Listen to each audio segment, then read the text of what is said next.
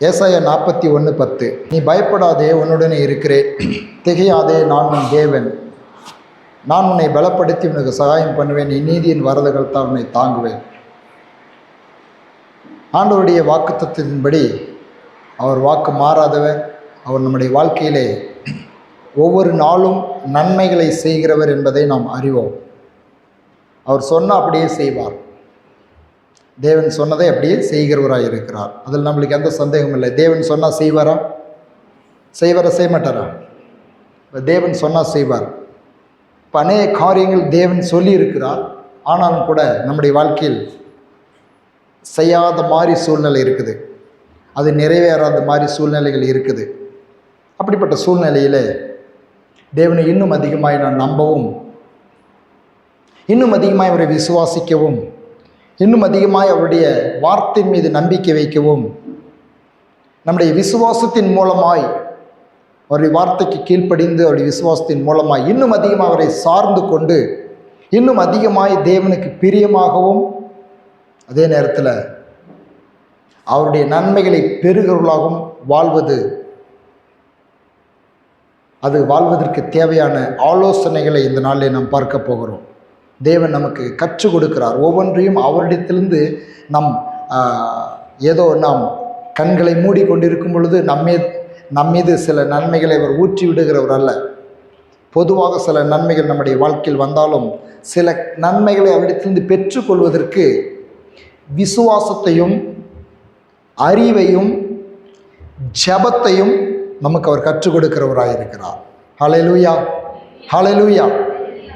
இன்னைக்கு நாம் கற்றுக்கொள்ள போகிறோம். பாருங்கள், இந்த வார்த்தையை நீங்கள் ஊக்கமாய் கவனித்தீர்கள் என்று சொன்னால், இந்த வார்த்தையின் இந்த வார்த்தைகளை தியானிக்கிற முடிவிலே ஒரு சத்தியத்தை நாம் கற்றுக்கொள்ள போகிறோம்.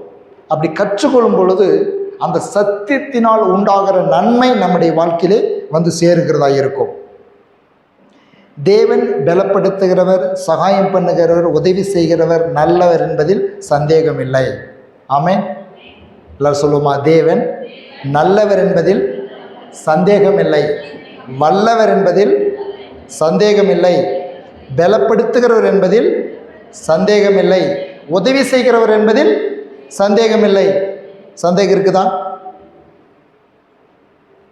இயேசு மேலேயே சந்தேகப்பட்டுட்டாக்கா வாழ்க்கை நம்மளுக்கு நல்லா இருக்க முடியாது இல்லையா? அப்போ அவர் மேலே எந்த சந்தேகமும் இல்லை. நம்முடைய வாழ்க்கையில் நம்மளுக்கு புரியாத நடக்கிற சில காரியங்கள் நிமித்தம் அவர் மேல் நமக்கு சந்தேகம் வந்தாலும் கூட உடனடியாக வசனத்தின் ஒரு ஆதாரத்தோடு கூட அவர் நல்லவர் என்பதை நாம் அறிக்கை செய்து அந்த சந்தேகத்தை நீக்குகிறவர்களாக இருக்க வேண்டும். கர்த்தர் நல்லவர் என்பதை ருசித்து பாருங்கள், அவர் மேல் நம்பிக்கை இருக்கிற மனுஷன் பாக்கியவான்.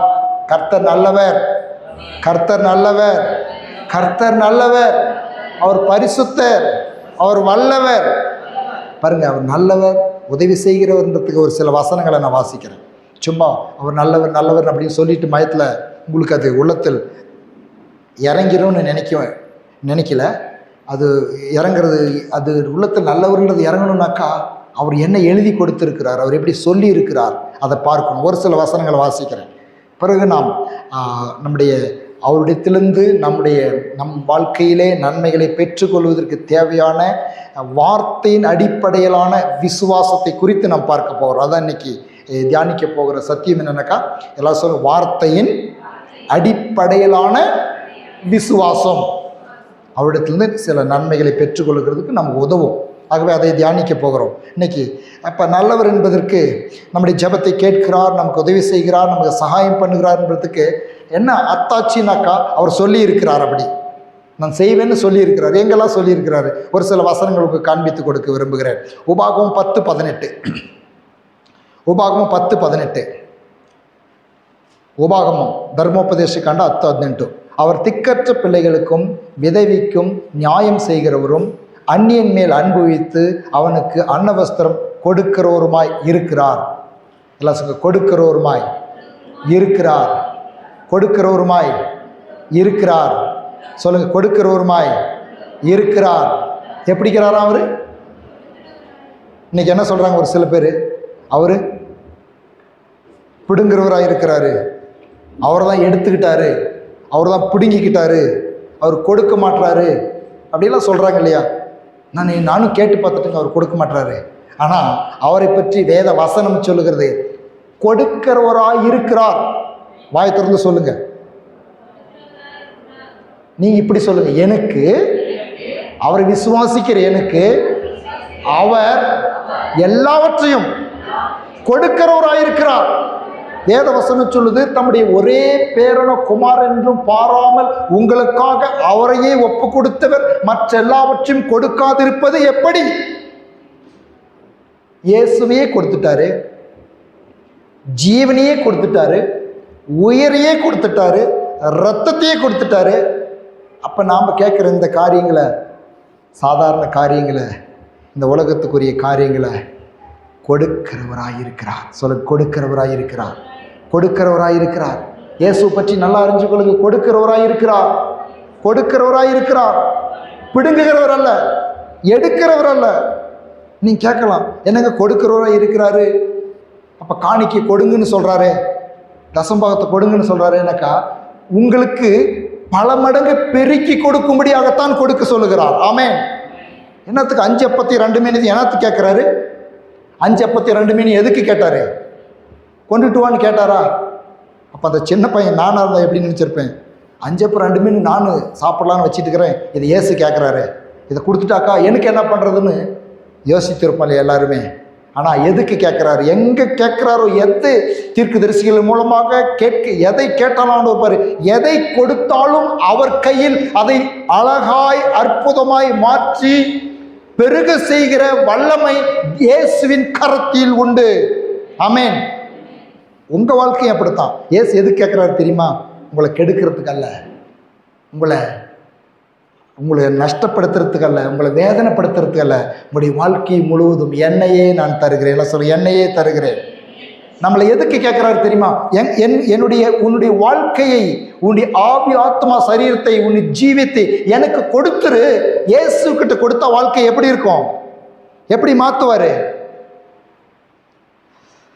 அப்பாடா, இயேசுட்டு கொடுத்தா கூட எப்படி மாற்றுவாருன்னு தெரியல. தெரிஞ்சாத்தானே ஏதாவது செய்வார். இயேசுகிட்ட உங்கள் வாழ்க்கை கொடுத்தா என்ன பண்ணுவார்?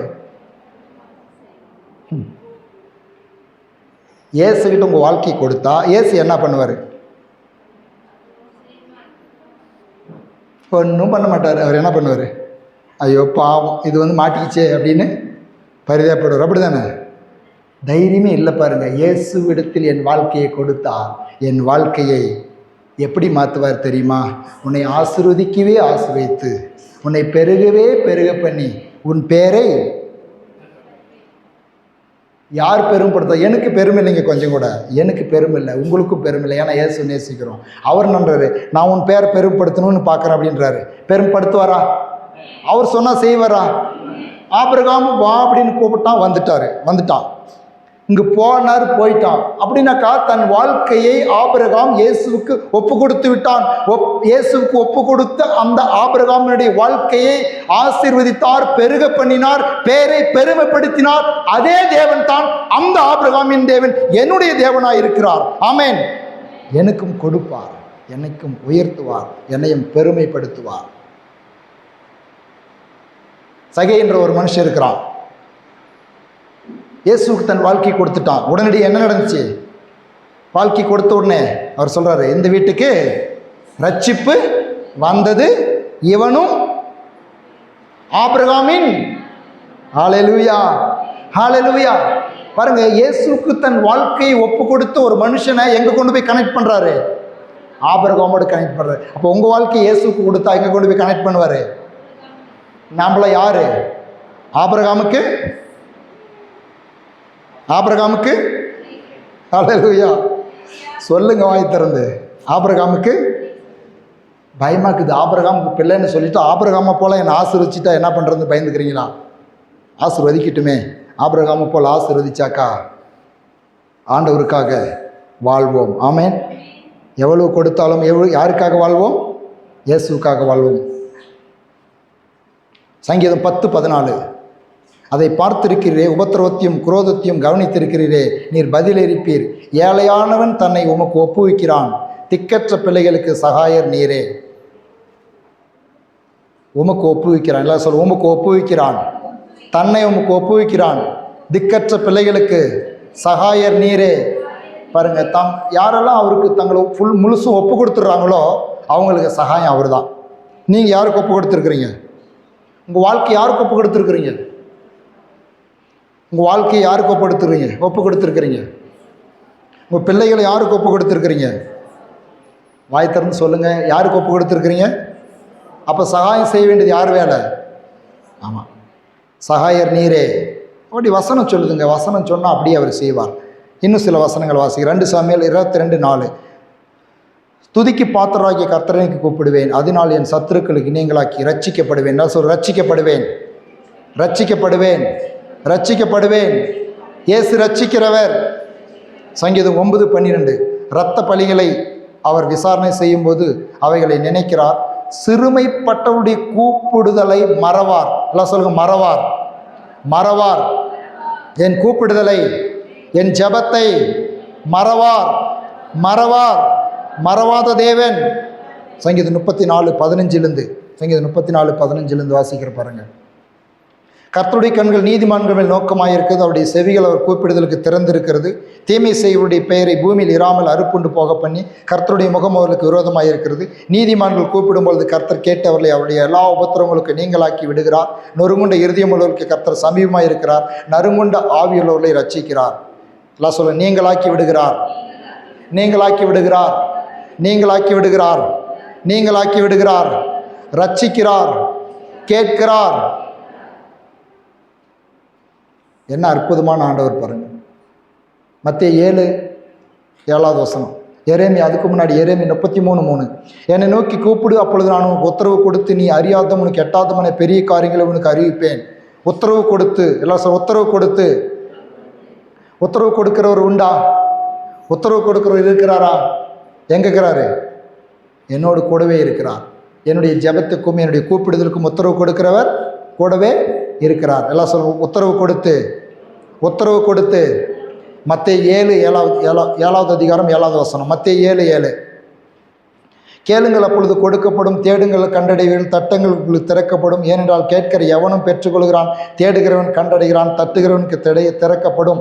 உங்களில் எந்த மனுஷனாகிலும் தன்னிடத்தில் அப்பத்தை கேட்கிற தன் மகனுக்கு கல்லை கொடுப்பானோ, மீனை கேட்டால் அவனுக்கு பாம்பை கொடுப்பானோ? ஆகையால் பொல்லாதவர்களாகிய நீங்கள் உங்கள் பிள்ளைகளுக்கு நல்ல ஈவுகளை கொடுக்க அறிந்திருக்கும் பொழுது பரலோகத்திலிருக்கிற உங்கள் பிதா தம்மிடத்தில் வேண்டிக் கொள்வர்களுக்கு நன்மையானவைகளை கொடுப்பது அதிக நிச்சயம் அல்லவா? எல்லாம் சொல்லுங்க, கொடுக்கப்படும், கண்டடைவேன், திறக்கப்படும், கொடுக்கப்படும், திறக்கப்படும், கண்டடைவேன். அவர் சொல்றாருங்க. யார் சொன்னது? யார் சொன்னது? இது வாக்கு மாறாதவர் சொன்னது. வசனத்தை சொன்னார்னாக்கா, எழுதி கொடுத்தார்னாக்கா, எனக்கு எழுதி கொடுத்தது போல எடுத்துக்கொள்ளும் பொழுது நிச்சயமாகவே கேளுங்கள் கொடுக்கப்படும். எல்லாம் சொல்ல, கொடுக்கப்படும், கண்டடைவேன், திறக்கப்படும், கேரண்டி. ஹல்லேலூயா. எப்படி சொல்றாரு பாருங்க, வேண்டிக் கொள்வர்களுக்கு நன்மையானவைகளை கொடுப்பது அதிக நிச்சயம் அல்லவா? வேண்டிக் கொள்வர்களுக்கு நன்மையானவைகளை எப்படி எப்படி வேண்டிக் கொள்ளும்? அவருடைய சித்தத்தின்படி. அதை மறந்துடக்கூடாது எப்பொழுதுமே. வேண்டிக் கொள்றதுனாக்கா என் மனசுலையும் என் புத்தியிலையும் என் மூளையிலையும் வந்தத்தெல்லாம் வேண்டிக்கிறது இல்லை. அவருடைய சித்தத்தின்படி. பரிசுத்த ஆவியானவர் எதுக்கு ஜெபிக்கும்படியாக நம்ம ஏவுகிறாரோ அந்த காரியத்தின்படி நாம் ஜெபிக்கும் பொழுது நிச்சயமாக நன்மையானவர்களை கொடுப்பது அதிக நிச்சயம். எல்லாம் சொல்லுங்க, அதிக நிச்சயம், அதிக நிச்சயம், அதிக நிச்சயம். ஹல்லேலூயா, ஹல்லேலூயா. அப்ப தேவன் உதவி செய்ய வல்லவர், நல்லவர் என்பதை நாம் உறுதியாய் நம்புகிறோம். அப்போ தேவன் உதவி செய்ய வல்லவராய் நல்லவராய் இருந்தாலும் நம்முடைய வாழ்க்கையிலே பல நன்மைகளை நாம் பெற்றுக்கொள்வதற்கு நமக்கு விசுவாசம் மிகவும் அவசியம். ஹல்லேலூயா. அதை பார்க்க போகிறோம் இன்னைக்கு. என்ன அவசியம்? எல்லாம் சொல்ல, விசுவாசம் அவசியம். எதன் மீது விசுவாசம்? எதன் மீது விசுவாசம்? எல்லாம் சொல்லுங்க, எதன் மீது விசுவாசம்? நீங்களே கேள்வி கேட்டு நீங்களே பதில் சொல்கிற மாதிரி சொல்கிறோம் பாருங்க. எதன் மீது விசுவாசம்? அப்போ இயேசுவின் மேல் விசுவாசம். அடுத்த விசுவாசம் அவருடைய வார்த்தையின் மேல் விசுவாசம். இந்த ரெண்டு காரியம்தான் இன்னைக்கு பார்க்க போகிறோம். நம்ம அவர் நல்லவர் என்பது கேரண்டி ஆயிடுச்சு, அவர் உதவி செய்கிறவர்ன்றது கேரண்டி ஆயிடுச்சு. அது நம்மளுக்கு எந்த சந்தேகமும் இல்லை. ஆனால் நம்முடைய வாழ்க்கையில இன்னும் நன்மைகளை பெற்றுக்கொள்வதற்கு, இன்னும் ஒருபடி முன்னேறி செல்வதற்கு நம்முடைய விசுவாசம் இயேசுவின் மீதும் அவர் வார்த்தையின் மேலும் வேண்டும் என்பதை குறித்து இந்த நாளில் நாம் பார்க்க போகிறோம். ஏனென்று சொன்னால் எபிரேயர் 11:6 சொல்லுகிறது. எபிரேயர் 11:6 சொல்லுகிறது, விசுவாசம் இல்லாமல் தேவனுக்கு பிரியமாய் இருப்பது கூடாத காரியம். ஏனென்றால் தேவனிடத்தில் சேருகிறவர் அவர் உண்டென்றும் அவர் தம்மை தேடுகிறவர்களுக்கு பலன் அளிக்கிறவர் என்றும் விசுவாசிக்க வேண்டும். விசுவாசிக்க வேண்டும். விசுவாசம் இல்லாமல் தேவனுக்கு பிரியமாயிருப்பது கூடாத காரியம். இன்னொரு காரியத்தை நான் சொல்லிடுறேன். விசுவாசிக்கிறோம், நாம் எல்லாரும் இயேசுவை நம்புகிறோம்.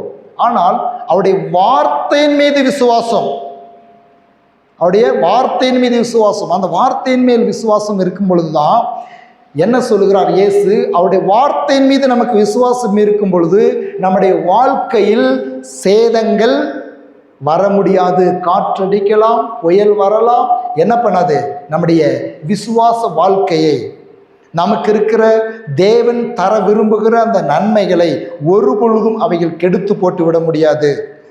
கண்மலை மேல் கட்டப்பட்ட வீடாக நம்முடைய வீடு, நம்முடைய வாழ்க்கை இருக்க வேண்டும் என்று சொன்னால் வார்த்தையின் இயேசுவை எவ்வாறு நம்புகிறோமோ அப்படியே அவருடைய வார்த்தையும் விசுவாசிக்க வேண்டும். ஒரு காரியத்தை நான் உங்களுக்கு சொல்ல விரும்புகிறேன். மார்க் எழுதின சுவிசேஷம் அதில் 4வது அதிகாரத்தை எடுத்துக்கொள்ளுங்க. மார்க் எழுதின சுவிசேஷம் 4வது அதிகாரம் 35வது வசனத்திலிருந்து 40 வரலும் நான் வாசிக்கிறேன். நன்றாய் கவனிங்க, எடுத்துக்கொள்ளுங்க அந்த பகுதியை. மார்க்கு 4வது அதிகாரம் 35லிருந்து 40 வரலும். அன்று சாயங்காலத்தில் அவர் அவர்களை நோக்கி அக்கறைக்கு போவோம் வாருங்கள் என்றார். எல்லாரும் சொல்லுங்க, அக்கறைக்கு போவோம் வாருங்கள். அக்கறைக்கு போவோம் சொல்லுங்க, வாய் திறந்து. தூங்குறீங்களா? அல்லையிலே சொல்லுங்க. அப்போ ரொம்ப ஷார்ப்பாக இருக்கிறீங்க நீங்களாம். ஓகே, அப்போ எல்லாம் சொல்ல, அக்கறைக்கு போவோம், அக்கறைக்கு போவோம் வாருங்கள். யார் சொன்னது?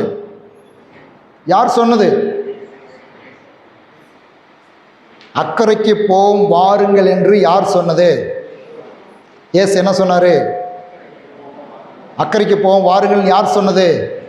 இயேசு என்ன சொன்னாரு? அப்படி சொல்லிட்டு அவர்கள் ஜனங்களை அனுப்பிவிட்டு அவர்கள் படவில் இருந்தபடியே அவரை கொண்டு போனார்கள். வேறே படகுகளும் அவரோடு கூட இருந்தது. அப்பொழுது பலத்த சுழல் காற்று உண்டாகி படகு நிரம்பத்தக்கதாக அலைகள் அதன் மேல் மோதிற்று. கப்பலின் பின்னணியத்தில் அவர் தலையணையை வைத்து நித்திரையாய் இருந்தார். அவர்கள் அவரை எழுப்பி, போதகரே, நாங்கள் மடிந்து போகிறது உமக்கு கவலை இல்லையா என்றார்கள். அவர் எழுந்து காற்றை அதட்டி கடலை பார்த்து, எறையாதே, அமைதலாயிரு என்றார். அப்பொழுது காற்று நின்று போய் மிகுந்த அமைதல் உண்டாயிற்று. அவர் அவர்களை நோக்கி, ஏன் இப்படி பயப்பட்டீர்கள்? ஏன் உங்களுக்கு டேஸ் இல்லாமல் போயிற்று? எல்லாம் சொல்ல, ஏன் உங்களுக்கு என்ன இல்லாத போயிற்று? என்ன சொல்ல, ஏன் உங்களுக்கு தைரியம் இல்லாத போயிடுச்சு? ஏன் உங்களுக்கு நீங்களாம் உங்களுக்கு சொல்லுவாங்க இல்லையா, கொஞ்சம் கூட தைரியம் இல்லையா, கொஞ்சம் கூட திறமை இல்லையா, இத்தனை பேர் இருக்கிறீங்களே, இப்படி கேட்கல. அவர் என்ன இல்லாத போயிடுச்சு? விசுவாசம் இல்லாத போயிடுச்சு. அப்புறம் இன்னொரு காரியத்தை சொல்றாங்க, நாங்கள் மடிந்து போகிறது உமக்கு சிரிப்பு தான் வருது. என்ன சொல்றாங்கன்னாக்கா, கவலைப்படுங்க பாஸ்டர், கவலைப்படுங்க.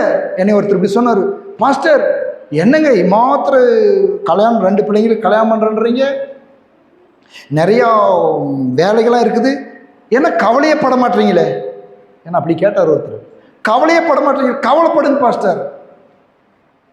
அது அப்படி சொல்லியிருந்தா கூட பரவாயில்ல. எல்லாம் நம்ம கிரவுண்டு போகிறெல்லாம் ஷாமியானை போட்டு வச்சிட்டோம், சுற்றியும் மின்னுது, மோடை கட்டிச்சு, மழை போட்டு உழுவுது. ஒருத்தர் சொல்கிறாரு, என்ன கவலையே இல்லாத இருக்கிறீங்க, மழை தலைமையில் இருக்குது, கவலைப்பட சொல்கிறாரு. சாப்பாடு பண்ணுற பட்ரு, ஏன் சார் கொஞ்சம் கூட யோசிக்க மாட்டீங்களே, சிந்திக்க மாட்டீங்களே, கவலைப்பட மாட்டீங்களேன்றாரு. நான் சொல்கிறேன், கவலைப்பட்டா ஏதாவது மாறுமா? அப்போ உலகம் என்ன சொல்லுதுனாக்கா, அன்பு தேவ பிள்ளைகளை புரிஞ்சு கொள்ளுங்க, விசுவாசிகளாக இருக்கிற உங்களையும் என்னையும் கவலைப்பட வைக்க வேண்டும் என்பதிலே உலகம் குறியாய் இருக்கிறது. கலங்க வைக்க வேண்டும் என்பதிலே நோக்கமாய் இருக்கிறது. பரிதாபப்பட வைக்க வேண்டும் என்பதிலே அது குறியாய் இருக்கிறது. ஆனால் நீங்களும் நானும் கவலைப்பட வேண்டியவர்கள் அல்ல, பரிதாபப்பட வேண்டியவர்கள் அல்ல, கலங்க வேண்டியவர்கள் அல்ல. நீங்களும் நானும் ஆண்டவராகிய இயேசு கிறிஸ்துவையும் அவர் வார்த்தையும் விசுவாசிக்கிறவர்கள். ஆமென். விசுவாசிக்கிறவன் பதறான். சொல்லுங்க, விசுவாசிக்கிறவன் பதறான். நான் விசுவாசித்தேன், ஆகவே பதறல. நான் பதறாத இருக்கிறது உலகத்தில் இருக்கிற மக்களுக்கு வேடிக்கையா இருக்குது. பதற மாட்டீங்களே, பரிதபிக்க மாட்டீங்களே, ஆதங்கப்பட மாட்டீங்களே, கவலைப்பட மாட்டீங்களே, ஒரு மாதிரி தலை பிச்சுக்க மாட்டீங்களே, டென்ஷனா இருக்குதுன்னு சொல்ல மாட்டீங்களே, ஒரே பேஜாரா இருக்குதுன்னு சொல்ல மாட்டீங்களே, பயமா இருக்குதுன்னு சொல்ல மாட்டீங்களே. பாருங்க, எல்லாம் இதை நான் அனுபவிச்சேன். இந்த திருமண காரியத்தின் ஏற்பாடுகள் மத்தியில் இதெல்லாம் அனுபவிச்சேன். அப்படியே எல்லாரும் வட்டமாக நின்றுட்டாமன்னு கொஞ்சம் கூட வாட்டர் ப்ரூஃப் சாமியான போடுறதை பத்தி யோசிக்க மாட்டீங்களே. விசுவாசம் பதறான். ஆமென். விசுவாசிக்கிறவன் பதறான். ஒண்ணுமே விசுவாசத்தினால தான். அப்ப ஆண்டவர் சொல்லிட்டாரு, அக்கறைக்கு போ வாருங்கள். நான் பதற வேண்டிய அவசியம் இல்லை. திருமண காரியங்களை குறித்து நான் ஜெபித்து கொண்டிருக்கும் பொழுது ஆண்டவர் ஒரு வார்த்தையை கொடுத்தார். பகலின் குளிர்ச்சியான வேளையில் ஆதாமை சந்திக்கும்படியாக தேவன் இறங்கி வந்தார். அவர் சொன்னார், 5 நாட்கள் குளிர்ச்சியான வானிலை இருக்கும். அப்ப மழை வருதே, குளிர்ச்சிப்படுத்துக்காக குளிர்ச்சியை உண்டாக்குறதுக்காக மழை வந்ததே தவிர நமக்கு இடரல் உண்டாக்கும்படியாய் வரவில்லை. அதுதான் தேவனுடைய வாக்கு மாறாதது. ஆமென். ஹல்லேலூயா. இப்போ விசுவாசம் இல்லாமல் போயிடுச்சு. தைரியம் வேறங்க. தைரியம்லாம் உலகத்தில் எத்தனை பேத்துக்கு இருக்குது, எத்தனையோ தைரியம் இருக்குது. பணம் தான் தைரியம் வந்துடுது, ஆள் பலம் தான் தைரியம் வந்துடுது, பேக்ரவுண்ட் சப்போர்ட் இருந்தால் தைரியம் வந்துடுது. ஆனால் விசுவாசம் தேவ ஆவியினால் மாத்திரமே உண்டாக முடியும். ஆண்டவருடைய வார்த்தையினாலுமே விசுவாசம் உண்டாக முடியும். ஆபகுக் 2:4 இதோ தன் விசுவாசத்தினால் நீதிமான் பிழைப்பான். எல்லாம் சொல்லு, தன் விசுவாசத்தினால் நீதிமான் பிழைப்பான். விசுவாசத்தில் நீதிமான் பிழைப்பான். ஆனால் உலகம் தைரியத்தினால பிழைக்கலாம் அப்படின்னு சொல்லும். தைரியமா இருங்க, வாழ்ந்துடலாம். கொஞ்சம் மோட்டிவேட்டா இருங்க, வாழ்ந்துடலாம், இப்படி உலகம் சொல்லும். ஆனால் வேதம் சொல்லுகிறது விசுவாசத்தினால் பிழைப்பான். விசுவாசத்தினால் பிழைப்பான். சொல்லுங்க, விசுவாசத்தினால் நான் பிழைப்பேன். தேவனையும் அவருடைய வார்த்தையையும் விசுவாசிக்கிறதுனால் நான் வாழ்வேன், செழிப்பேன், பிழைப்பேன், முன்னேறுவேன், ஜெயிப்பேன். ரொம்ப ஷார்ப்பா இருங்க. கவலைப்பட வைக்குதா, கலங்க வைக்குதா, ரொம்ப பேஜாரா, பரிதாபப்பட வைக்கணும் பாருங்க. அதெல்லாம் உலகம் எதிர்பார்க்குது. அதைத்தான் அந்த உலகத்தில் இருக்கிற மனுஷன் சொல்றாங்க. என்ன சொல்றாங்க? கவலை இல்லையா, கவலை இல்லையா. நீ போய் யாராவது கஷ்டத்தில் இருக்கீங்களோட போய் ஏசு உங்களை ஆசீர்வதிப்பார், உங்களை தூக்குவார்னு சொல்லி பாருங்க. என்னங்க எங்களோட சேர்ந்து நீங்கள் கவலைப்படுவீங்கன்னு பார்த்தாக்கா நீங்கள் வித்தியாசமாக பேசுகிறீங்களே, ஐயோ பாவம் அப்படின்னு பரிதாபப்படணும், கவலைப்படணும். அதுதான் உலகம் எதிர்பார்க்குது. அதற்கு மாறாக நம்மை விசுவாசத்தினால் பிழைக்க வைக்கிறது தான் தேவனுடைய செயலாக இருக்கிறது. அவர் வார்த்தையை அவர் நம்பவில்லை. அவர் வார்த்தையை நம்பவில்லை என்பதற்கு பதிலாக வார்த்தையை விசுவாசிக்கவில்லை, அறியவில்லை.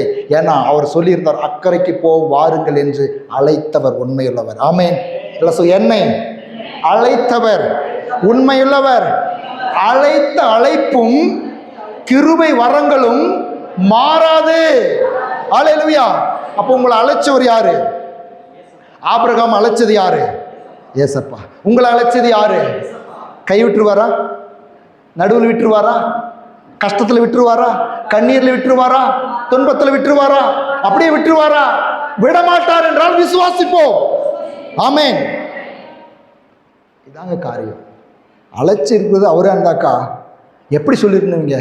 அக்கறைக்கு போவோம் வாருங்கள் இயேசு சொல்லிட்டாருப்பா. காத்து வந்தா என்ன, மழை வந்தா என்ன, புயல் வந்தா என்ன, அதுக்கு மேல என்ன வந்தா என்ன, உள்ளே முழுகி போனா என்ன, மீனே முழுங்கி போட்டா என்ன, கரையில் கொண்டு வந்து சேர்க்க இயேசு உயிரோடு இருக்கிறார்.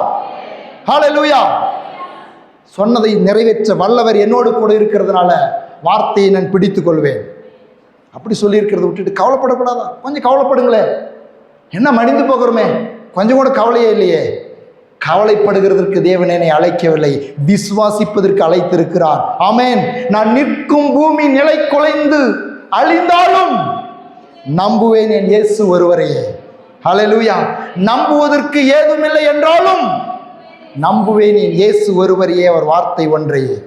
இதுதாங்க தேவ பிள்ளைகளுடைய விசுவாசமாக இருக்கணுமே தவிர அப்படியே காற்றடிக்கிற பக்கமெல்லாம் சாஞ்சிக்கிட்டு பரிதாபத்தோடு அதில் தேவன் விருப்பப்படவில்லை. அவர் கேட்குறார், விசுவாசம் இல்லாமல் போயிற்று. விசுவாசம் இல்லைன்னாக்கா அலை நம்மளை பயங்காட்டும். விசுவாசம் இருந்தாக்கா வசனம் சொல்கிறது, விசுவாசத்தினால் நீதிமான் பிழைப்பான். விசுவாசிக்கிறவன் பதறான். இல்லை, விசுவாசிக்கிறவன் பதறான், கவலைப்படான், கலங்கான், பரிதாபப்படான். சியோன் பர்வதை போல உறுதியாய் அசையாமல் நிற்பான். மத்தேயு எழுதின சுவிசேஷம் 8வது அதிகாரம் 5-13. மத்தேயு 8:5-13. இயேசு கப்பர்நாமில் பிரவேசித்த போது 100க்கு அதிபதி ஒருவன் அவரிடத்தில் வந்து, ஆண்டவரே, என் வேலைக்காரன் வீட்டில் திமிரோதமாய் கிடந்து கொடிய வேதனைப்படுகிறான் என்று அவரை வேண்டிக் கொண்டான். அதற்கு இயேசு, நான் வந்து அவனை சொஸ்தமாக்குவேன் என்றார். 100க்கு அதிபதி பிரதியுத்தரமாக, ஆண்டவரே, நீர் வீட்டுக்குள் பிரவேசிக்க நான் பாத்திரன் அல்ல, ஒரு வார்த்தை மாத்திரம் சொல்லும். எல்லாம் சொல்லுங்க, வார்த்தை மாத்திரம் சொல்லும். வார்த்தை மாத்திரம் சொல்லும். வார்த்தை மாத்திரம் சொல்லும். சொல்லுங்க, வார்த்தை மாத்திரம் சொல்லும். வார்த்தை மாத்திரம் சொல்லும். அப்பொழுது என் வேலைக்காரன் சொஸ்தமாவான். நான் அதிகாரத்துக்கு கீழ்ப்பட்டவனாயிருந்தும் எனக்கு கீழ்ப்பட்டி இருக்கிற சேவகரும் உண்டு. நான் ஒருவனை போவென்றால் போகிறான், மற்றொருவனை வாவென்றால் வருகிறான். என் வேலைக்காரன் இதை செய்யென்றால் செய்கிறான் என்றான். இயேசு இதை கேட்டு ஆச்சரியப்பட்டு தமக்கு பின் செல்கிறவர்களை நோக்கி, இஸ்ரவேலுக்குள்ளும் நான் இப்படிப்பட்ட விசுவாசத்தை காணவில்லை என்று மெய்யாகவே உங்களுக்கு சொல்லுகிறேன். அநேகர் கிழக்கிலும் மேற்கிலும் வந்து பரலோக ராஜ்யத்தில் ஆபிரகாம், ஈசாக்கு, யாக்கோபு என்பவர்களோடு பந்தி இருப்பார்கள். ராஜ்யத்தின் புத்திரோ புறமான இருளிலே தள்ளப்படுவார்கள். அங்கே அழுகையும் பற்கடிப்பும் உண்டாயிருக்கும் என்று உங்களுக்கு சொல்லுகிறேன். பின்பு இயேசு 100க்கு அதிபதியை பார்த்து, நீ போகலாம், நீ விசுவாசப்படியே உன் ஆக கடவுது என்றார். அந்த நாளிலே அவன் வேலைக்காரன் சொஸ்தமாவான். 100க்கு அதிபதி விசுவாசம் வைத்தது. நான் கேட்குற கேள்வி, இப்பொழுது ஒரு பேராகிராஃப் வாசித்தேன், ஒரு சம்பவத்தை நான் வாசித்தேன். நான் கேட்குற கேள்விக்கு நீ பதில் சொல்லணும், சரியா? 100க்கு அதிபதி விசுவாசித்தது இயேசுவையா அவர் வார்த்தையா?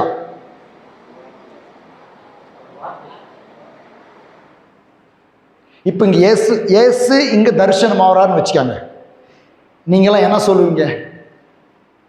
நீங்கள் என்ன சொல்லுவீங்க? ஆண்டவரே, எங்கள் வீட்டுக்கு சகவி போல் கூப்பிட மாட்டோமா? ஆண்டவரே, எங்கள் வீட்டுக்கு வாங்கன்னு நம்ம எல்லாரும் கூப்பிடுவோம். ஆனால் இந்த 100க்கு அதிபதியினுடைய விசுவாசத்தை பார்த்து ஆண்டவர் சொல்கிறாரு, நீ விசுவாசிக்கிறீ, அப்படி ஆகட்டும். என்ன விசுவாசித்தான்? அவன் சொல்கிறான், அவன் அந்த ஒரு ஒரு ஒரு ஒரு சின்ன ஒரு விளக்கத்தை சொல்லி சொல்கிறான், என்னுடைய வார்த்தைக்கே பவர் உண்டு டேடி, என்னுடைய வார்த்தைக்கே பவர் இருக்குது. உட்காருனா எந்திரிக்கிறான். என் வார்த்தைக்கு பவர் இருக்குது. மனுஷனா இருக்கிற என் வார்த்தைக்கே பவர் இருக்குது. ஒரு சில மனுஷர்கள் கீழ்ப்படுகிறார்கள் என்று சொன்னால், வானத்தையும் பூமியும் படைத்த ஜீவனுள்ள தேவனாகிய உம்முடைய வார்த்தைக்கு எவ்வளவு பவர், எவ்வளவு வல்லமை இருக்குதுன்னு எனக்கு தெரியும். ஆகவே நீ என்ன செய்கிறீர்? நீ நீ நீ இயேசுவே, இயேசுவே, ஒரு வார்த்தை, ஒரு வார்த்தை, ஒரு வார்த்தை உங்க வாழ்க்கையை மாத்துமா? என் வாழ்க்கையை மாத்துமா? ஒரு வார்த்தை இல்லைங்க, 1 கோடி வார்த்தைகளை கொடுத்திருக்கிறார்.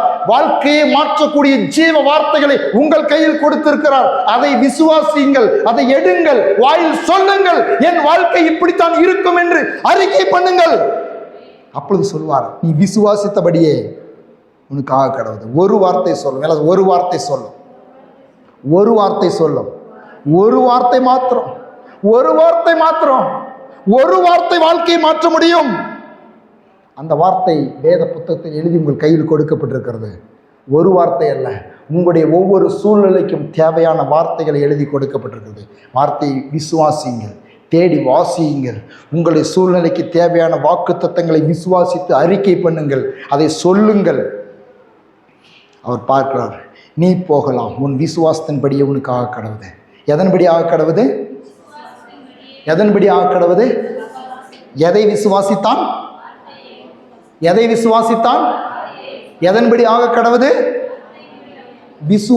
அவன் எதை விசுவாசித்தானோ அதன்படி ஆக கடவுது. எதை விசுவாசித்தான்? இயேசுவின் வார்த்தையை. இயேசுவின் வார்த்தையை. இயேசுவின் வார்த்தையை. என்ன சொன்னார்? நீ போகலாம், நீ விசுவாசத்தபடியே கடவுள். அப்போ நீங்களும் நானும் என்ன நம்புகிறோம்? என்ன நம்புறீங்க? நான் நல்லா இருப்பேன்னு சொல்லி வசனம் சொல்லுது, ஆகவே நல்லா இருப்பேன். நான் சுகமாக இருப்பேன்னு வசனம் சொல்லுது, ஆகவே சுகமாக இருப்பேன். நான் செழிப்பாக இருப்பேன்னு வசனம் சொல்லுது, ஆகவே நான் செழிப்பாக இருப்பேன். ஆவியானவர் எனக்குள் இருக்கிறான்னு வசனம் சொல்லுது, ஆகவே ஆவியானவரை நான் கனம் பண்ணுவேன். வசனம் சொல்லுது, ஆகவே நான் அப்படி இருப்பேன். ஆவியோடு உண்மையோடும் தொழுது கொள்ளுங்கள் என்று வசனம் சொல்லுது, ஆகவே தொழுது கொள்வேன். அவர் சொன்னத்தினால தாங்க நான் தலையாட்டுறேன். அவர் சொன்னத்தினால நான் செய்கிறேன். வேறு எந்த விதத்துலையும் நான் செய்யலை. அவர் சொன்னத்தினால நான் செய்கிறேன். அவர் சொன்னத்தை நான் விசுவாசிக்கிறேன். அவர் சொன்னதை அப்படியே நிறைவேற்ற வல்லமையுடையவராக இருக்கிறார். அவர் வார்த்தையை மகிமைப்படுத்தி இருக்கிறார். அவர் நல்லவர், அவர் சொன்னதை செய்கிறவர். ஆமேன், அல்லேலூயா. பல நேரங்களிலே நம்முடைய வாழ்க்கையில் இதையும் கொஞ்சம் மனதில் வைத்துக் கொள்ளும்படியாக நான் சொல்லுகிறேன். எப்படி தெரியுமா? பல நேரங்களில் நாம் விசுவாசிக்கிறோம், ஆனாலும் சில காரியங்களில் நாம் ஒரு பலவீனப்பட்டவர்களாக இருக்கும் பொழுது நாம் என்ன நினச்சிக்கிறோம்? கர்த்தர் இதை அனுமதிச்சிருக்கிறாரு அப்படின்னு சொல்லி நம்மளை தேர்ச்சி கொள்கிறோம். அது ஒரு விதத்தில் எவ்வளவு நல்லது என்று தெரியாது. அப்படி நம்மை தேர்ச்சி கொள்கிறதுக்கு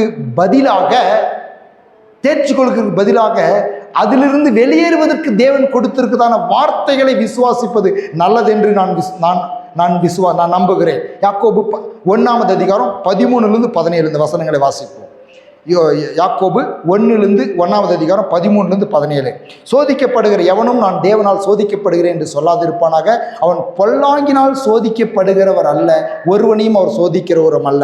அவனவன் தன் சுய இச்சையினாலே இழுப்புண்டு சிக்குண்டு சோதிக்கப்படுகிறான். பின்பு இச்சையானது கற்பம் தெரிந்து பாவத்தை பிறப்பிக்கும், பாவம் பூரணமாகும் போது மரணத்தை பிறப்பிக்கும். என் பிரியமான சகோதரரை, மோசம் போகாதிருங்கள். நன்மையான எந்த ஈவும் பூரணமான எந்த வரமும் பரத்திலிருந்து உண்டாகி ஜோதிகளின் பிதாவினிடத்தில் இறங்கி வருகிறது. அவரிடத்தில் யாதொரு மாறுதலும் யாதொரு வேற்றுமையின் நிழலும் இல்லை. எல்லாம் சொல்லும், யாதொரு மாறுதலும் யாதொரு வேற்றுமையின் நிழலும் இல்லை. ஒரு சில பேர் சில காரியங்களுக்குள்ள சோதனைக்குள்ளாகவோ சில பிரச்சனைகளுக்குள்ளாகவோ போராட்டங்களுக்குள்ளாகவோ போய்கொண்டிருக்கும் பொழுது தேவன் தான் என்னை சோதிக்கிறார், தேவன் தான் என்னை நடத்துகிறார் அப்படின்னு சொல்கிறாங்க. ஒருவேளை அது அவர்களுக்கு பொறுத்த மட்டில் அது சரியானதாக இருந்தாலும் கூட, நான் என்னுடைய கருத்து பொல்லாங்கினால் சோதிக்கிறவர் அல்ல. எப்படி சோதிக்கிறவர் அல்ல? பொல்லாங்கினால் சோதிக்கிறவர் அல்லன்னு வேதம் சொல்லுது. பொல்லாங்கினால் சோதிக்கிறவர் அல்ல. நாம் வேத வசனத்தில் பார்க்கும் பொழுது அநேகருடைய வாழ்க்கையிலே பொல்லாங்கினால் அவர் சோதித்ததாக வேதத்திலே சில சம்பவங்கள் இருக்கும். அங்கு அது நமக்கு புரியாததாக இருந்தாலும் நாம் இந்த வசனத்தின்படி பொல்லாங்கினால் அவர் சோதிக்க மாட்டார் என்று விசுவாசித்து நமக்கு இருக்கிறதான தீமையான காரியங்களிலிருந்து முன்னேறுவதற்கு தேவையான வாக்குத்தத்தங்களை பிடித்து கொண்டு அதை விசுவாசித்து முன்னேறுவது நம்முடைய செயலாக இருக்கிறது. அப்படி நாம் விசுவாசிக்கும் பொழுது நம்மை தேவன் நன்மையான ஈவுகளாலும் பரிபூர்ணமான ஆசீர்வாதங்களாலும் நிரப்ப ஒரு உண்மையுள்ளவராக இருக்கிறார் என்பதை நாம் அறிந்து கொள்ள வேண்டும். அந்த விசுவாசித்து நாம் முன்னேறுவர்களாக இருக்க வேண்டும். இப்போ வேதவசனம் சொல்லுகிறது, கர்த்தருடைய ஆசீர்வாதமே ஐஸ்வர்யத்தை தரும், அதனோடு அவர் வேதனைகளை. அப்போ நம்மளுக்கு நிறைய பணத்தை கொடுத்துட்டு பொருளாதார ரீதியாக கொடுத்துட்டு அதில் வேதனை இருக்குது அப்படின்னு சொன்னாக்கா அதை கர்த்தர் கொடுத்தாருன்னு சொல்லி நாம் ஏற்றுக்கொள்ள முடியுமா முடியாதான்னு தெரியல. வேதவசனம் அப்படி சொல்லுது, கர்த்தருடைய ஆசீர்வாதம் ஐஸ்வர்யத்தை. ஒரு கார் வாங்குறீங்க, உதாரணத்துக்கு நான் சொல்கிறேன், நீங்கள் ஒரு கார் வாங்குறீங்க. அந்த கார் வாங்கி இந்த கார் எனக்கு ரொம்ப தலைவலியாக இருக்குது, அடிக்கடி ரிப்பேரி ஆகுது, அடிக்கடி எனக்கு இதுக்கு செலவு பண்ணுறதுக்கே காசு பத்தலை அப்படின்னு சொல்லி நீங்கள் வருத்தப்படுறதா இருந்துச்சுனாக்கா எப்படி நாம் நம்பணும்? அப்போ இந்த காரு வாங்குறது தேவனுடைய சித்தம் அல்ல அப்படின்னு அறிஞ்சு அதிலிருந்து வெளியேறுவதற்கு தேவ ஆவியானவர் கொடுக்கிற ஆலோசனைகளை பெற்றுக்கொண்டு முன்னேறுவதே தேவ பிள்ளைகளுடைய சரியான அணுகுமுறை என்பதை நான் சொல்லிக்கொள்ள விரும்புகிறேன். அப்போ வசனத்துக்கும் வார்த்தைக்கும் தன்னை அர்ப்பணிக்கிற, அவர் வார்த்தையை விசுவாசிக்கிற ஒவ்வொருவருக்கும் நன்மை செய்கிறார். எல்லாம் சொல்லுங்க, வசனத்திற்கும் வார்த்தைக்கும் தன்னை அர்ப்பணிக்கிற, அவர் வார்த்தையை விசுவாசிக்கிற ஒவ்வொருவருக்கும் நன்மை செய்கிறார். அவரிடத்தில் யாதொரு மாறுதலும் யாதொரு வேற்றுமையின் நிழலும் இல்லை. ஒருத்தர் ஆசீர்வதிச்சுட்டு ஒருத்தர் ஆசீர்வதிக்க கூடாது, ஒருத்தர் சுகமாக்கிட்டு ஒருத்தர் அப்படி யாருக்கும் மாறுதலும் கிடையாது. ஒருத்தருக்கு ஆபிரகாமுக்கு செஞ்சா எனக்கு செய்வார். ஈசாக்குக்கு செஞ்சா எனக்கு செய்வார். யாக்கோபுக்கு செஞ்சா எனக்கு செய்வார். அதுதான் உலகத்தில் இருக்கிற மனுஷர்களை நாம் எப்பொழுதும் பார்க்கக்கூடாது. வேதத்தில் யாராருக்கெல்லாம் செஞ்சிருக்கிறாரு, பக்கத்தில் இருக்கிற மக்களை பார்த்து அவங்களுக்கு செஞ்சீங்களே எனக்கு செய்யுங்க அப்படின்னு கேட்கறதை காட்டிலும், நம்ம ஆண்டவரே ஆபிரகாமுக்கு செஞ்சீரே, தானியலுக்கு செஞ்சீரே, ஷாத்ராக் மேஷாக் ஆபேத்நேகோ காப்பாற்றினீரே, இப்படி வேதத்தில் எழுதியிருக்கிற சம்பவங்களை நாம் விசுவாசித்து அவர்களுக்கு செய்தீரே எனக்கும் செய்யும் என்று சொல்லி வசனத்தின் அடிப்படையில், வேத சத்தியத்தின் அடிப்படையில் அவரிடத்தில் நாம் ஜெபிக்கும் பொழுது விசுவாசமுள்ள ஜெபம் பிணியாளியை ரட்சிக்கும். வெறும் சுகத்துக்கு மாத்திரம் ஜெபம் இல்லை, நம்முடைய வாழ்க்கையில் எல்லா சூழ்நிலைகளையும் மாற்றுவதற்கு விசுவாசமுள்ள ஜெபம் மிகவும் அவசியமாக இருக்கிறது. சரி, அடுத்து ஒரு பகுதிக்குள்ளே போக போகிறோம். மார்க் எழுதின சுவிசேஷம் 10வது அதிகாரம் 46லேருந்து 52. மார்க் 10வது அதிகாரம் 46லேருந்து 52. மார்க் 10 46லேருந்து 52 எடுத்துக்கொள்ளுங்க, வாசிக்கலாம். ஒரு நிமிஷம். மார்க் 10 46லேருந்து 52 எடுத்து வச்சுக்காங்க. பின்பு அவர் எரிக்கோவுக்கு வந்தார்கள். அவரும் அவருடைய சீஷர்களும் திரளான ஜனங்களும் எரிக்கோவை விட்டு புறப்பட்ட போது தீமேயுவின் மகனாகிய பர்த்திமே என்கிற ஒரு கூடன் வழியருகே உட்கார்ந்து பிச்சை கேட்டுக்கொண்டிருந்தான். அவன் நசரேயனாகிய இயேசு வருகிறான் என்று கேள்விப்பட்டு, இயேசுவே தாவீதின் குமாரன் எனக்கு இறங்கும் என்று கூப்பிட தொடங்கினான். அவன் பேசாதிருக்கும்படி அநேகர் அவனை அதட்டினார்கள். அவனோ தாவீதின் குமாரன் எனக்கு இறங்கும் என்று முன்னிலும் அதிகமாய் கூப்பிட்டான். இயேசு நின்று அவனை அழைத்து வர சொன்னார். அவர்கள் அந்த குருடனை அழைத்து, திடன்கொள், எழுந்திரு, உன்னை அழைக்கிறார் என்றார்கள். உடனே அவன் தன் மேல் வஸ்திரத்தை எறிந்துவிட்டு எழுந்து இயேசுவினிடத்தில் வந்தான். இயேசு அவனை நோக்கி, நான் உனக்கு செய்ய வேண்டியது செய்ய வேண்டும் என்று இருக்கிறாய் என்றார். அதற்கு குருடன், ஆண்டவரே, நான் பார்வை அடைய வேண்டும் என்றான். இயேசு அவனை நோக்கி, நீ போகலாம், டேஸ் உன்னை ரட்சித்தது. என்ன ரட்சித்தது? உடனே சொல்லுங்க. உடனே அவன் பார்வையடைந்து வழியிலே இயேசுவுக்கு பின் சென்றான். நீ போகலாம், டேஸ் ரட்சித்தது. நீ போகலாம், விசுவாசம் ரட்சித்தது. என் விசுவாசம் என்னை ரட்சிக்க, பாதுகாக்க, சுகமாக்க, உயர்த்த, ஆசீர்வதிக்க, வழி நடத்த போதுமானதாக இருக்கிறது. இங்கு ஒரு சத்தியத்தை நான் காண்பித்துக் கொடுக்க விரும்புகிறேன். இந்த பர்த்திமேயினுடைய செயல் நாம் கற்றுக்கொள்வதற்கும் ஒரு சத்தியம் இருக்கிறது. என்ன தெரியுமா? எப்பயுமே இயேசுகிட்ட வரும் பொழுது ஒரு கூட்டம் தடுக்கும். என்ன பண்ணுது? தடுக்குதா உங்களைய? ஓப்பனா டைரக்டா நீ ஜெபத்துக்கு போகக்கூடாது அப்படின்னு சொல்லி விடுதலைக்காகவோ ஆசீர்வாதத்திற்காகவோ இல்லை காரியத்துக்காகவோ நீ ப்ரேயருக்கு போகக்கூடாது, ஜெபத்துக்கு போகக்கூடாது, டைரெக்டாக இன்றைக்கெல்லாம் சொல்கிறதுக்கு ஆரம்பிச்சிட்டாங்க. இன்டைரக்டாக கிடையாது, டைரெக்டாக நீ ஜெபத்துக்கு போகக்கூடாது. ஜெபத்துக்கு போனாக்கா உனக்கு நான் உதவி செய்ய மாட்டேன். நீ பெந்தகோஸ்து சபைக்கு போனீனாக்கா உனக்கு நான் இந்த காரியத்தை செய்ய மாட்டேன். ஒன்றே ஒன்று, பரலோகத்துக்கு சர்டிஃபிகேட் மாத்திரம் அவங்க கையில் கொடுத்துருந்தாக்கா ரொம்ப கஷ்டம். சில உலக பிரகாரமான நன்மைகளை காண்பித்து தைரியமாக ஆவிக்குரிய வாழ்க்கையை, கிறிஸ்துவ வாழ்க்கையை, ஆவியோடு உண்மையோடு தேவனோடு உறவு கொள்கிற வாழ்க்கையை நீங்கள் அதில் பிரவேசிக்க கூடாது என்று சொல்லி கிறிஸ்துவ பாரம்பரிய மார்க்கத்திலும் சரி, இந்து மார்க்கத்திலும் சரி தடை பண்ணுகிறவர்கள் உண்டு. கிறிஸ்துவை பின்பற்றக்கூடாது என்று சொல்லி அது இந்த பர்த்திமேயுடைய வாழ்க்கையில் நடந்தது. என்ன நடந்தது தெரியுமா? இயேசுவை தேவைக்காக கூப்பிடும்படி ஆரம்பிக்கிறான். அவன் பேசாதிருக்கும்படி அவனை அதட்டினார். என்ன பண்ணார்கள்? அதட்டினார்கள். என்ன பண்ணார்களாம்? அதட்டினார்கள். எப்பயுமே தேவனிடத்திலிருந்து ஒரு நன்மைகளை பெற்றுக்கொள்வதற்கு ஒரு கூட்டம் தடையாய் நிற்கும் என்பதை மறந்துடாதீங்க. தடையை தாண்டுகிறதற்கு தேவன் நமக்கு அந்த விசுவாசத்தை கொடுத்திருக்கிறார். அதட்டுறாங்க. அப்போ எல்லாம் சொல்லுங்க, அவனோ எனக்கு இதில் பிடிச்ச ஒரு வார்த்தை என்ன தெரியுமா? முன்னிலும் அதிகமாய். ஹல்லேலூயா, ஹல்லேலூயா, ஹல்லேலூயா. எல்லாம் சொல்லுங்க, முன்னிலும் அதிகமாய், முன்னிலும் அதிகமாய், முன்னிலும் அதிகமாய், இன்னும் அதிகமாய். அதான் ஃபாதர் பெர்க்மன்ஸ் அருமையான பாடல் பாடி இருக்கிறார். என்ன சொல்லுவாங்க? இன்னும் அதிகமாய் அன்பு கூறுவேன், இன்னும் அதிகமாய். உங்களை தடுக்கிறாங்களா? உங்களுக்கு விரோதிக்கிறாங்களா? கண்டுக்காங்க. அதே வேண்டாம். ஒரு பாவ வாழ்க்கைக்குள்ள நீங்கள் போங்க, ஒரு மதுபான அருந்தறதுக்கு போங்க. யாராவது வந்து தடுக்கிறாங்களான்னு பாருங்க. யாரும் தடுக்க மாட்டாங்க. தெரிஞ்சால் கூட தடுக்க மாட்டாங்க. மதுபான கடைக்கு தான் போயிட்டு இருக்கிறான்னு தெரிஞ்சால் கூட தடுக்க மாட்டாங்க. ஆனால் ஜீவனுள்ள தேவனை தேடி வந்து பாருங்க, தடுப்பாங்க. ஏன்னா நல்லா தெரியும், பிசாசுக்கு நல்லா தெரியும், இயேசுவின் பின்னால், இயேசுவின் இடத்தில் தன் வாழ்க்கையை ஒப்பு கொடுத்து விட்டால், இயேசுவின் பின்னால் இவன் சென்று விட்டால், இவன் வாழ்க்கை மலர்ந்து விடும், இவன் வாழ்க்கை செழிப்பாகிவிடும், இவன் முன்னேறி விடுவான், வாழ்க்கையில் மலர்ந்து விடுவான். வறண்ட நிலம் வயல்வெளியாய் மாறிவிடும், அவாந்தரம் தண்ணீர் தடாகமாக மாறிவிடும் என்று பிசாசுக்கு நல்லா தெரியும். ஆகவே மனிதர்களை வைத்து தடுக்க பார்க்கிறான். நீங்க ஒன்று செய்யுங்க, பர்த்திமேயு கிட்ட ஒரு பாடத்தை கற்றுக்கொள்ளுங்க. அதட்டும் பொழுது முன்னிலும் அதிகமாய் சொல்லுங்க, முன்னிலும் அதிகமாய், இன்னும் அதிகமாய், முன்னிலும் அதிகமாய் ஜெபிப்பேன், துதிப்பேன், ஆராதிப்பேன், விசுவாசிப்பேன். இயேசுவை நம்புகிறது அவ்வளவு ஒரு சிறந்ததுங்க. சுற்றிலும் இருக்கிற தடைகளை தாண்டி வரணும். மனுஷர் சில மனுஷர்களுக்கு பயப்படக்கூடாது. மனுஷர்களுக்கு இயேசு சொல்லுகிறார், உங்களுடைய ஆத்துமாக்களை கொல்ல வல்லவருக்கே பயப்படுங்கள். யாருக்கு பயப்படணுமா?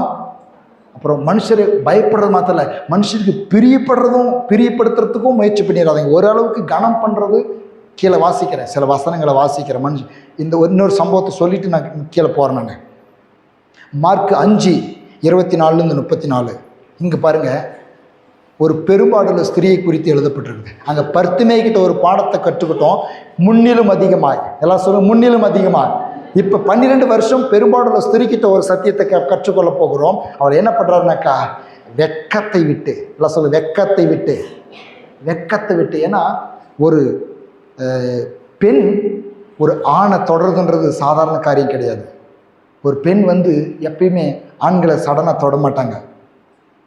இந்த இடத்துல இந்த பெரும்பாடுள்ள ஸ்திரீ எல்லாம் நெருக்கிட்டு இருக்கும் பொழுது அவள் இயேசுவை குறித்து கேள்விப்பட்டு, மார்க் 5:24-34 வரல அந்த சம்பவம் இருக்குது. எல்லாத்தையும் நான் வாசிக்க விரும்பலை, ஒரு வசனத்தை மாத்திரம் வாசிக்கிறேன். இயேசுவை குறித்து கேள்விப்பட்டு அவருடைய வஸ்திரத்தை ஆகிலும் தொட்டால் சொஸ்தமாவேன் என்று சொல்லி தைரியமாய் ஜனக்கூட்டத்துக்குள்ளே அவருக்கு பின்னாக வந்து அவருடைய வஸ்திரத்தை தொட்டாள். எல்லாம் சொல்லுங்க, வஸ்திரத்தை தொட்டால். ஒரு தைரியம் வேணுங்க, ஒரு விசுவாசம் வேணும், ஒரு துணிச்சல் வேணும். கர்த்தருக்கு நன்மை பெற்றுக்கொள்ளுறது. என்ன சொல்லுவாங்களோ? இன்னைக்கு பாருங்க, அன்னைக்கு துதிங்கன்னு சொல்லும்போது வாய் திறந்து துதிச்சா என்ன சொல்லுவாங்களோ? கையை உயர்த்தினா என்ன சொல்லுவாங்களோ? பக்கத்தில் இருக்கிறவங்க என்ன சொல்லுவாங்களோ? இந்த வெக்கமெல்லாம், இந்த கூச்சமெல்லாம், இந்த நாணமெல்லாம் கர்த்தெடுத்திருந்து வல்லமை புறப்படுகிறதுக்கு தடையாய் நிற்கும். தாவீது உடன்படிக்கை பெட்டி கொண்டு வராங்க. அவன் உடன்படிக்கை பெட்டிக்கு முன்னாடி ஆடுறான். எப்படி ஆடுறானாக்கா, மனைவி பார்த்து கேவலமா பேசுற அளவுக்கு ஆடுறான். அவன் சொல்றான், அப்பா ஆடு மேய்ச்ச என்ன அரசனா மாத்தின அவருக்கு முன்பாக ஆடுறது எனக்கு வெக்கம் இல்லைன்றான். உங்களை என்னையும் பாவியா இருந்த உன்னை என்னையும் தூக்கி நிறுத்தின அவருக்கு முன்பாக கரங்களை உயர்த்தி சரீரங்களை அசைத்து வாய்களை திறந்து இயேசுவே என்று ஆர்ப்பரிக்கிறதுல வெக்கமா, கூச்சமா, நாணமா? நன்மைகள் தடைப்படும். வெக்கப்பட்டிருந்தாலாக்கா இவருக்கு வல்லமை வந்திருக்க முடியாது. இன்னைக்கு அநேகருடைய வாழ்க்கையில் இப்படி தான் நாம் நினைக்கிறோம். கைகளை உயர்த்தி அல்லேலூயான்னு சொல்லுங்கள், அந்நிய பாஷையில் பேசுங்க, ஸ்தோத்திரம் பண்ணுங்கன்னும் பொழுது ஒரு மாதிரி நான் டீசெண்டாக இருக்க வேண்டியன்னு இல்லையா? எனக்கு போய் என்னை கத்த சொல்கிறீங்க, கூச்சல் போட சொல்கிறீங்க, தொட சொல்கிறீங்க, ஆட்ட சொல்கிறீங்க, டான்ஸ் ஆட சொல்கிறீங்க, கைத்தட்ட சொல்கிறீங்க அப்படின்னு சொல்லி ஒரு மாதிரியான ஒரு இன்சென்ட்டாக அப்படி இருக்கும் பொழுது, போய் நானே ஒரு வியாதி உள்ள ஒரு பெண், நான் தொட்டாவே தீட்டு, நான் யாரை தொட்டாலும் தீட்டு, நான் ஜனத்துக்குள்ள போனாலே தீட்டு, நான் வீட்டில் கிடக்க வேண்டியவ, தீட்டுப்பட்ட விட்டு வெளியே வரக்கூடாது. அத்தனையும் தாண்டி ஜீவனுள்ள தேவன் மேல் விசுவாசம் வைத்ததுனால அவர் சொல்றாரு மார்க் 5:34 அவர் சொல்றாரு, அவர் அவளை பார்த்து மகளே டேஸ் உன்னை ரட்சித்தது. மகளே, எப்படிப்பட்ட விசுவாசம் தெரியுமா? துணிகரமான விசுவாசம். என் தேவனிடத்தில் ஏதாவது பெற்றுக்கொள்ள வேண்டும், அபிஷேகத்தை பெற்றுக்கொள்ள வேண்டும், அக்கினியை பெற்றுக்கொள்ள வேண்டும், ஒரு ஆசீர்வாதத்தை பெற்றுக்கொள்ள வேண்டும். யார் என்ன சொன்னா என்ன, யார் என்ன பேசினா என்ன, யார் கேவலமா சொன்னா என்ன, கர்த்தருக்காக நிற்பேன், கர்த்தரை நான் தேடுவேன், கர்த்தரை விசுவாசிப்பேன், கர்த்தரை போவேன், கைகளை உயர்த்துவேன், நடனமாடுவேன். என் மனைவி என்னை நீ ஒரு ராஜாவா இருந்தபடி ஆடுறையா அப்படின்னு கேட்டாலும் பரவாயில்ல, ஆடுவேன், பாடுவேன், விசுவாசிப்பேன், நம்புவேன் அவர் வார்த்தையை, ஹல்லேலூயா. உன் விசுவாசம் உன்னை ரட்சித்தது. இப்படிப்பட்ட விசுவாசத்தினால் அவருடைய வார்த்தையின் மேல் நாம் விசுவாசம் வைத்து அவர் சொல்றா பாருங்க, ஆடையை தொட்டால் சொஸ்தமாகும். ஆடையை தீட்டுப்பட்ட ஒருவர் ஆடையை தொடுறதுக்கு பர்மிஷன் கிடையாது, ஜனத்துக்குள்ள வரத்துக்கு பர்மிஷன் கிடையாது. தெய்வத்தை காண வேண்டும் என்றால் ஒரு துணிச்சலான ஒரு அறிவுக்கு அப்பாற்பட்ட, புத்திக்கு அப்பாற்பட்ட, சில பேர் புத்தியில் இருக்கிற விசுவாசம் போதாதுங்க, அறிவில் இருக்கிற விசுவாசம் போதாது. குழந்தையை போல ஆண்டு சொல்றாரு, இந்த பிள்ளைகளை போல மாறாவிட்டால் பரலோக ராஜ்யத்துக்கு பேசிக்க முடியாதுன்னு. குழந்தைக்கு நீங்க சாக்லேட் கொடுங்க, சந்தோஷமா வாங்கிக்கும். அந்த சாக்லேட் பேப்பருக்கு ஒரு கல்லை வச்சு மிரிக்கி கொடுங்க, சந்தோஷமா வாங்கிக்கும். ஏன்னா கள்ளம், கபடம், களங்கம் இல்லாத விசுவாசம் பிள்ளைகளுடைய விசுவாசம். அப்படிப்பட்ட விசுவாசம் கேள்வி கேட்கிற விசுவாசம். இது எப்படி? நீங்க அநேகர் கேள்வி, இது எப்படி நடக்கும், இது எப்படி பாஸ்டர், இதுக்காக எனக்கு புரியலையே. புரிய வேண்டும். எல்லா கர்த்தர் செய்கிற ஒவ்வொரு காரியமும் புரிய வேண்டும் என்று அவசியம் இல்லை. விசுவாசத்தினால் நீதிமான் பிழைப்பான். அநேக காரியங்கள் அப்படி கேட்பாங்க, எப்படி பாஸ்டர் இப்படி செய்றீங்கன்னு எனக்கு புரியல, அவர் ஏதோ செய்ய விரும்புகிறார், நான் விசுவாசிப்பேன், அவ்வளவுதான். நான் விசுவாசிக்க கற்றுக்கொண்டேன். விசுவாசமானது நம்பப்படுகிறவர்களின் உறுதியும் காணப்படாதவர்களின் நிச்சயமாக இருக்கிறது என்று சொல்லி எபிரேயர் 11:1 சொல்லுகிறது. எபிரேயர் 11ஆவது அதிகாரம் முழுவதும் இன்னைக்கு உங்களுக்கு வீட்டு பாடம். அடுத்த வாரம் வருகிறதற்குள்ளாக ஒரு தடவையாவது எபிரேயர் 11ஆம் அதிகாரத்தை முழுசும் நீங்கள் வாசித்து பாருங்கள். உங்கள் விசுவாசம் வர்த்திக்கும். இயேசுவை நம்புவோம். மனுஷருக்கு பயப்படுகிற பயம், வேதவசனம் சொல்லுது, இயேசுவையும் அவருடைய வார்த்தையும் நம்புவோம். மனுஷரை பிரியப்படுத்தாதீங்க, மனுஷருக்கு பயப்படாதீங்க, கர்த்தருக்கு பயப்படுகிற பயமே இருக்கட்டும் நமக்கு. நீதிமொழியில் 29:25 சொல்லுகிறது, மனுஷருக்கு பயப்படும் பயம் கண்ணியை வருவிக்கும், கர்த்தரை நம்புகிறவனும் உயர்ந்த அடைக்கலத்திலே வைக்கப்படுவான். மனுஷருக்கு பயப்படுறீங்களா? பல நேரங்களில் எங்கள் அம்மா என்ன சொல்லுவாங்களோ, எங்கள் அப்பா என்ன சொல்லுவாங்களோ, எங்கள் சொந்த பந்தம் என்ன சொல்லுமோ, இவங்க ஏதாவது என்ன சொல்லுவாங்களோனாக்கா, மனுஷனுக்கு பயப்பட்டு நாம் கர்த்தருடைய வார்த்தைக்கு கீழ்ப்படியாமல் கர்த்தருடைய ஆலோசனைகளையும் கர்த்தருடைய அறிவுரைகளையும் நாம் தள்ளி மனுஷரை பிரியப்படுத்தும்படியே வாழ்ந்தோம்னாக்கா கண்ணீரை சிக்கிக்கொள்வோம். மனுஷருக்கு பயப்படும் பயம் கண்ணியை வருவிக்கும். மனுஷருக்கு பயப்படாதீங்க, கனம் பண்ணுங்க, உறவுகளை கனம் பண்ணுங்க, அதிகாரிகளை கனம் பண்ணுங்க, மனுஷர்களை கௌரவமாக நினைங்க, அவங்களுடைய பேச்சுக்கு மரியாதை கொடுங்க. ஆனால் பயந்து கர்த்தருடைய குரலுக்கு கீழ்ப்படுகிறதை காட்டிலும் மனுஷனுக்கு கீழ்ப்படிதல் ரொம்ப கஷ்டம். புதிய ஏற்பாட்டில் பிரசங்கம் பண்ணும் பொழுது கூப்பிடுறான், ராஜா கூப்பிட்டு சொல்கிறான், இனிமேல் இயேசு குறித்து பிரசங்கம் பண்ணக்கூடாதுன்னு. அவங்ககிட்டயே பார்த்து சொல்கிறாங்க, யார் ராஜாவே, கர்த்தருக்கு கீழ்ப்பிடிக்கிறது காட்டிலும் உனக்கு கீழ்ப்பிடிக்கிறது நியாயமானே சொல்லி பார்க்கலாம். கர்த்தரைகளை பிரசங்கம் பண்ணுன்னு சொல்லியிருக்கிறாரு, நீ பிரசங்கம் பண்ண வேண்டான்னு சொல்கிறியே. இன்னைக்கு அநேகர் அப்படி நம்முடைய வாழ்க்கையில் நாம் பார்க்குறோம். மனுஷர் இதை செய்யணுவா, கர்த்தர் செய்ய வேண்டான்னுவார், கர்த்தர் செய்ய வேண்டான்னுவார், மனுஷன் செய்வான். இதை ஒரு ஒரு ஒரு மனிதனுடைய சாட்சியில் இப்படியா அவர்கள் சொன்னார்கள், மனுஷன் ஆவியானவர் என்ன செய்யின்னு சொன்னாக்கா எத்தனை பேர் செய்ய வேண்டாம்னாலும் நான் செய்கிறேன், ஆவியானவர் செய்ய வேண்டாம்னு சொன்னார்னாக்கா எத்தனை பேர் செய்யினாலும் நான் செய்கிறேன், எத்தனை பேர் செய்யினாலும் நான் செய்கிறதில்ல, இதனால்தான் என் வாழ்க்கை சமாதானமாக இருக்குதுன்னு ஒருத்தர் சாட்சி சொன்னார். அப்போ தேவனுடைய வார்த்தைக்கு பயப்படுவோம், அவருடைய வார்த்தையை விசுவாசிப்போம், அவருடைய ஆலோசனைக்கு அவருடைய ஆவியானுடைய நடத்துதலுக்கு நம்மை ஒப்பு கொடுப்போம். அந்த நல்ல ஆவியானவர் செம்மையான வழியில் நம்மை நடத்துவார். ஹல்லேலூயா, ஹல்லேலூயா. அவருடைய வார்த்தைகள் நிச்சயமாகவே நமக்கு கால்களுக்கு தீபமும் பாதைக்கு வெளிச்சமாக இருக்கிறது. கர்த்தருடைய வார்த்தையை காட்டிலும் மனுஷன் வார்த்தை கனமாக எண்ணக்கூடாது. கர்த்தர் சொல்லும் பொழுது அதுக்கு நம்ம விசுவாசிக்கணும். மனுஷன் என்னமோ சொல்லிட்டு போட்டோம், இது என்னத்துக்கு சொன்னாங்க என்கிட்ட, நான் என்னுடைய ஊழியத்திலும் சரி தனிப்பட்ட காரியத்திலும் சரி, இது என்னத்துக்கு. ஒரு மனுஷன் வந்தார், இதெல்லாம் என்னத்துக்கு, சும்மா வேஸ்ட்டு அப்படின்னு சொன்னார். அப்புறம் அந்த காரியம் நிறைவேறின பிறகு சொல்கிறாரு, நீ செஞ்சது கரெக்டுன்றாரு. அப்போ மனுஷ வார்த்தை கேட்டு நம்ம செய்யாத இருந்ததுனாக்கா நம்ம அவமானப்பட்டிருப்போம். இப்போ தேவனுடைய வார்த்தைக்கு கீழ்ப்படியது மிகவும் முக்கியம். தேவனுடைய வார்த்தை கீழ்ப்படுத்தல ஷார்ப்பாக இருக்கணும். எல்லாரும் சங்கீதக்காரன் சொல்லுறான், கர்த்தர் என் பட்சத்தில் இருக்கும் பொழுது மனுஷன் எனக்கு கர்த்தர் எனக்காக யுத்தம் பண்ணுவார். கர்த்தர் பக்கம் நிற்குவோம். கர்த்தருடைய வார்த்தையின் பக்கம் நிற்போம். கர்த்தர் பக்கம் நிற்போம். கர்த்தருடைய வார்த்தையின் பக்கம் நிற்போம். கர்த்தருடைய வார்த்தையை விசுவாசிப்போம். அவரை விசுவாசிக்கிறது போலவே அவருடைய வார்த்தையை விசுவாசிப்போம். அவர் சொன்னதை செய்கிறவர். மனுஷருக்கு பயப்படுகிற பயம் வேண்டாம், தெய்வ பயம் நமக்கு இருக்கட்டும். ரோமர் 3:18 சொல்லுகிறது, அவர்கள் கண்களுக்கு முன்னாக தெய்வ பயம் இல்லை என்று எழுதியிருக்கிறது. தெய்வ பயம்னாக்கா என்ன தெரியுமா? தெய்வ பயம்னா வேற ஒன்றும் இல்லைங்க, அப்படியே அப்பட்டமாக அவரை நம்பிடுறது, அவருடைய வார்த்தையை அப்படியே நம்புறது தான் தெய்வ பயம். ஆகவே நம்முடைய வாழ்க்கையிலே நாம் எழுந்து நின்று இந்த வார்த்தையை அறிக்கை பண்ணி நாம் ஜெபிக்க போகிறோம். நாம் எல்லாரும் கூட நாம் எழுந்து நிற்போம். எபேசியர் 5வது அதிகாரத்திலிருந்து ஒரு சில வசனங்களை நம் வாயில் திறந்து நாம் சொல்ல போகிறோம். எபேசியர் 5:14 வாசிக்க போகிறோம். எழுந்து நிற்போம்.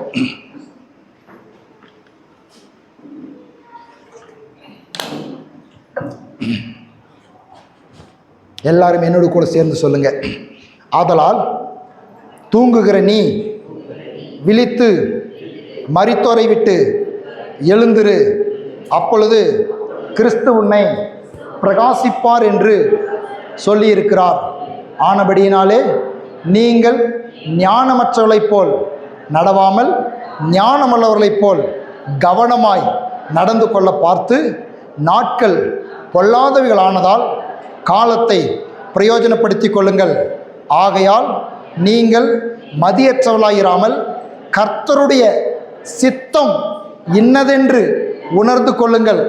துன்மார்க்கத்திற்கு ஏதுவான மருதுபான வெறி கொள்ளாமல் ஆவியினாலே நிறைந்து சங்கீதங்களினாலும் கீர்த்தனைகளினாலும் ஞானப்பாட்டுகளினாலும் ஒருவருக்கொருவர் புத்தி சொல்லி உங்கள் இருதயத்தில் கர்த்தரை பாடி கீர்த்தனம் பண்ணி நம்முடைய கர்த்தராகிய இயேசு கிறிஸ்துவின் நாமத்தினாலே எப்பொழுதும் எல்லாவற்றிற்காகவும் பிதாவாகிய தேவனை ஸ்தோத்தரித்து தெய்வ பயத்தோடே விசுவாசத்தோடே அவர் வார்த்தையின் மேல் அவர் மேல் வைக்கிற விசுவாசத்தோடே, தெய்வ பயத்தோடே, பூரண விசுவாசத்தோடே, அசையாத விசுவாசத்தோடே, உறுதியான விசுவாசத்தோடே ஒருவருக்கொருவர் கீழ்ப்படிந்திருங்கள். 2 கரங்களை விரித்து கேட்ட வார்த்தைக்காக கர்த்தருக்கு நன்றி சொல்லுங்க. ஆண்டவரே, இந்த வார்த்தைகளை என் இருதயத்தில் நீர் எழுதினதற்காக நன்றியை சொல்லுங்க. இதை பிசாசு எடுத்து போட முடியாது, திருடன் திருடி போட முடியாது. இந்த வார்த்தைகள் ஆண்டவரே பசுமரத்து ஆணி போல ஒவ்வொரு இருதயங்களிலும் எழுதப்படுவதாக. வாழ்க்கையை மாற்றுகிற வார்த்தைக்காய் நன்றி, எங்களை உயிர்ப்பிக்கிற வார்த்தைக்காய் நன்றி, எங்களை அனலாக்குகிற வார்த்தைக்காய் நன்றி, விசுவாச வார்த்தைக்காய் நன்றி, எங்கள் விசுவாசத்தை வர்த்திக்க பண்ணுகிற நம்முடைய ஜீவ வார்த்தைக்காய் நன்றி. சொல்லப்பட்ட வார்த்தையெல்லாம் விசுவாசிக்கிறோம். ஆண்டவரே, மரியாளை பார்த்து எழுதப்பட்டிருக்கிற, மரியாளை குறித்து எழுதப்பட்டிருக்கிற வார்த்தையின்படியே விசுவாசித்தவளே பாக்கியவதி, கர்த்தரால் சொல்லப்பட்டவைகள் நிறைவேறும். எல்லாரும் சொல்லுங்க, விசுவாசித்த நான் பாக்கியவான், என்னை குறித்து அவர் சொன்னதெல்லாம் நிறைவேறும். என் வாழ்க்கையில், என் ஊழியத்தில், என் குடும்பத்தில், என் வேலையில், என் எதிர்காலத்தில் கர்த்தரால் சொல்லப்பட்டது நிறைவேறும் என்று அவரையும் அவர் வார்த்தையையும் விசுவாசிக்கிறேன். இயேசுவின் நாமத்தில் ஆமென், ஆமென், ஆமென். என் ஆத்துமாவே கர்த்தரை ஸ்தோத்திரி, என் முழு உள்ளமே அவருடைய பரிசுத்த நாமத்தை ஸ்தோத்திரி. என் ஆத்துமாவே கர்த்தரை ஸ்தோத்திரி. கர்த்தர் செய்த சகல உபகாரங்களும் என்று மறவாதே. ஆமென். பிதாவாகிய தேவனுடைய அன்பும் இயேசு கிறிஸ்துவின் கிருபையும் பரிசுத்த ஆவியானுடைய சந்தோஷமும் சமாதானமும் ஐக்கியமும் இன்றும் என்றும் சதா காலங்களிலும் நம் அனைவரோடும் இருப்பதாக. ஆமென், ஆமென். ஹல்லேலூயா, ஹல்லேலூயா. கர்த்தருக்கு ஸ்தோத்திரம். பிரைஸ்.